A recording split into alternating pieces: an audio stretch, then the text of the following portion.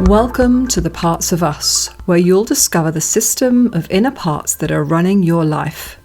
You'll learn to calm the inner noise and bring healing to the parts causing conflict and confusion. So if you're ready for clarity, real choice, and radical self-acceptance, you're in the right place. I'm your host, Claire Humphreys, and I want to make sure you are supported in your journey. So be sure to follow now and get your free guide at the end of the episode. In this episode, we're diving into one of the most important yet often misunderstood elements of parts work, your protector parts.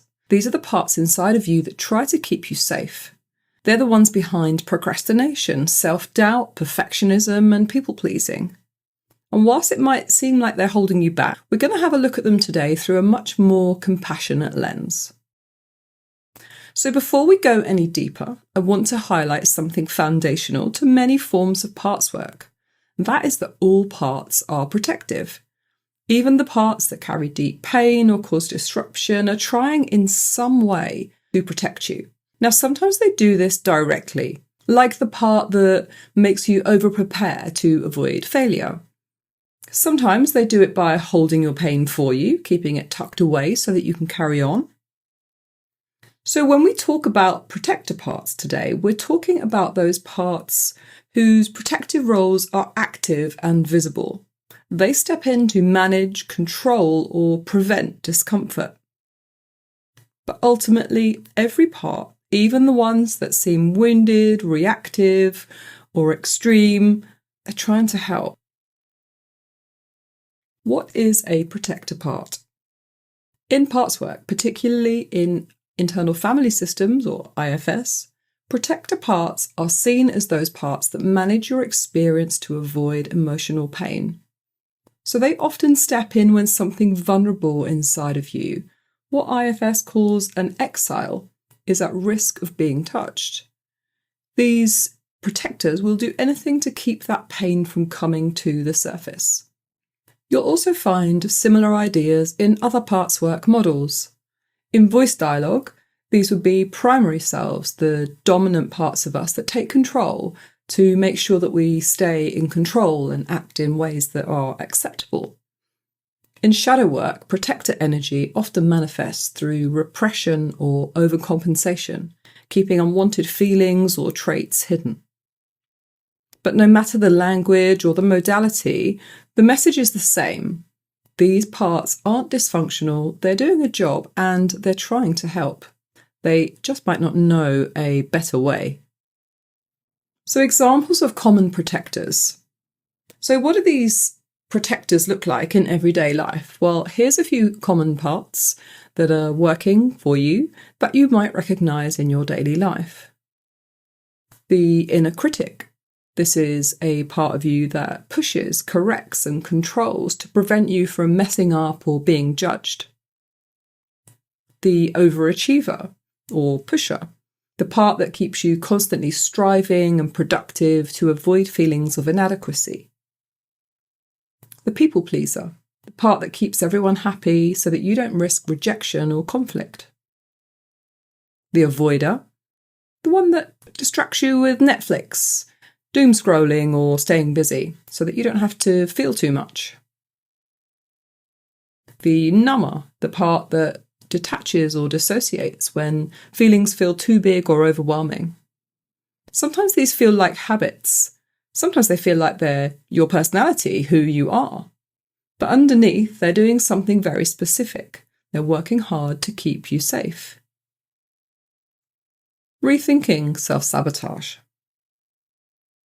If you've ever thought, why do I keep sabotaging myself, or why can't I stop procrastinating, then this episode is especially for you. What we often call self-sabotage is really self-protection in disguise. These parts aren't trying to hurt you, they are trying to help, but they're using old strategies, learned in moments when you didn't feel safe, seen, or supported, often when you were really young and didn't have many resources. So when you bring compassion to these parts instead of judgment, the dynamic starts to shift. The protector doesn't have to work so hard, and you get to lead and live your life with more clarity and calm. the protector pause. Let's explore one way that you can begin to connect with a protector part in your life. I call it the protector pause. So step 1, notice. So catch yourself when you're in a moment where you're avoiding something, overthinking, or procrastinating, or being harsh with yourself. And just pause for a moment and ask yourself, is there a part of me that's stepping in here to protect me? Step 2, get curious. Ask that part, what are you afraid would happen if you didn't do this? Or what are you trying to protect me from? Step 3, acknowledge. Say something kind, like, I see you. I know you're trying to help. Thank you for looking out for me. This might feel really strange to start with, but over time, these small internal moments build trust. Your protector parts start to feel heard, and that's when they start to begin to relax. I'd like to offer you a moment of reflection right now. If you're somewhere where you can close your eyes, then you might like to try this exercise, or if not, then perhaps come back to it a bit later. Think of a moment where you felt stuck or reactive.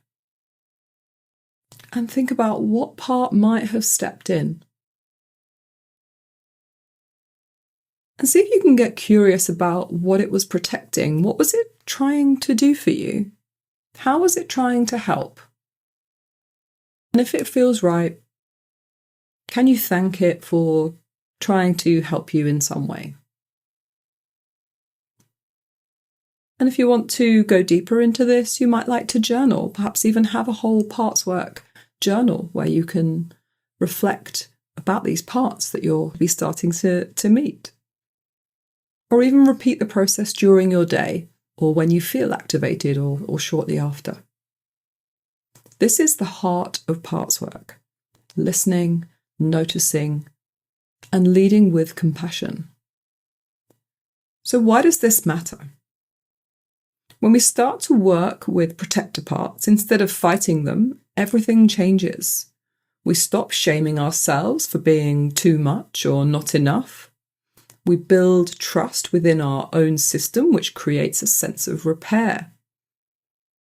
We make space for the softer, more vulnerable parts that need care, rather than trying to control, which doesn't work anyway.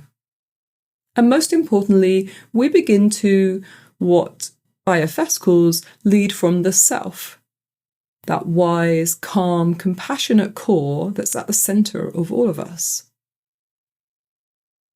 So if this episode resonated with you, or this idea of parts has you feeling curious, then I'd love for you to follow the Parts of Us on Spotify or wherever you listen. And if you know someone who struggles with self-judgment or self-sabotage, then maybe you might share this episode with them. It might be just what they need. And don't forget, you can also download your free guide to parts work at findingthejoy.co.uk/pw/parts work guide. It's filled with prompts, tips, and reflections to support your journey with your inner parts. So until next time, be kind to yourself and to all of your parts.